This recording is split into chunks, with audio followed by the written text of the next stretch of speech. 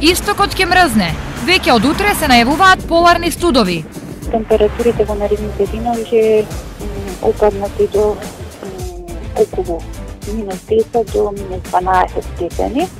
Ова првенствено на тест го става здравјето на луѓето, па лекарите советуваат како лошите последици од ниските температури да се избегнат. Им препорачувам на сите граѓани, значи во овие студени денови да се облекуваат подобро, значи да носат топла облека, да се хранат со свежа храна, да ако немаат потреба да не излегуваат од дома, тоа се однесува повеќе за хроничните болни. Исто така да примаат витамини, исто така топли напитоци. Освен луѓето, на ризик се и животните.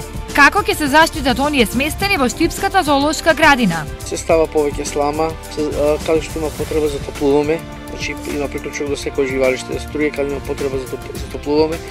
Значи се грижиме на поголема, околу исхраната се зголемува храната, бидејќи со самото внесување на храна со подобра енергетска вредност се затоплува самото тело. А многу ладно не е наарно ниту за чешмите и водомерите, па заштита им треба и на нив. Најдобро е водомерите да ги заштитат во водомерните шахти, да ги наполнат со струготини, што се однесува до чешмите во дворните места, за да не се прави штета и на самите странки и на нас. Најдобро е да бидат штопирани и испуштени, така да ќе се избегне и појавата на замрзнување. Едно е сигурно, кога температурите паѓаат, потрошувачката на струја и дрва за огрев расне. Сега како падна температурите, идеја сите дрва. Кој е потопло, не ода дрва, ама кој е студено, многу повише. Поти дома треба да биде позатоплено, по-услови да имаме за живење. Најладно ќе биде на новогодишната ноќ.